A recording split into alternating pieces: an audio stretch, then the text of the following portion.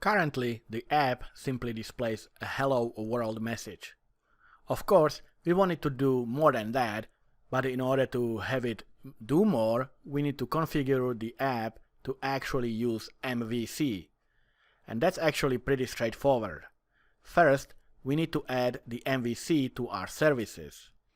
So let's go to Solution Explorer and open the startup.cs under our Book GUI project. If you open Book API project, you can see that it has startup.cs file as well, but like I said, we pretend that this is hosted somewhere in the cloud, so we don't do anything with the Book API at all. So open the startup.cs for the Book GUI, and let's add the MVC to our services.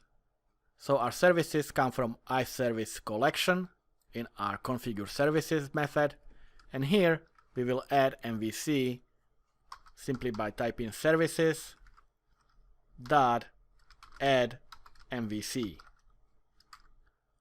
So we added the service, now we have to configure it. So instead of displaying hello world, I'm just going to comment this out, and we are going to configure our MVC by typing app, which comes from the iApplication Builder over here, dot, and we will use the MVC.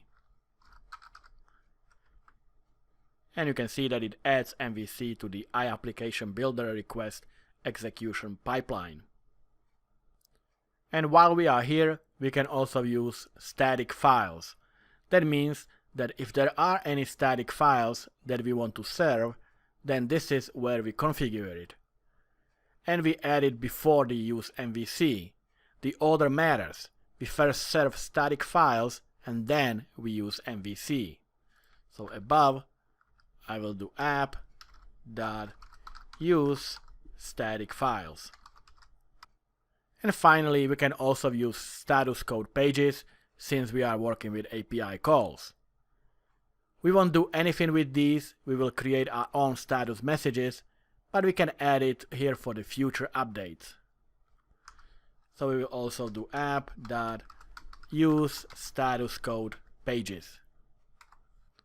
Alright, our app is configured, so now we can finally start doing some coding.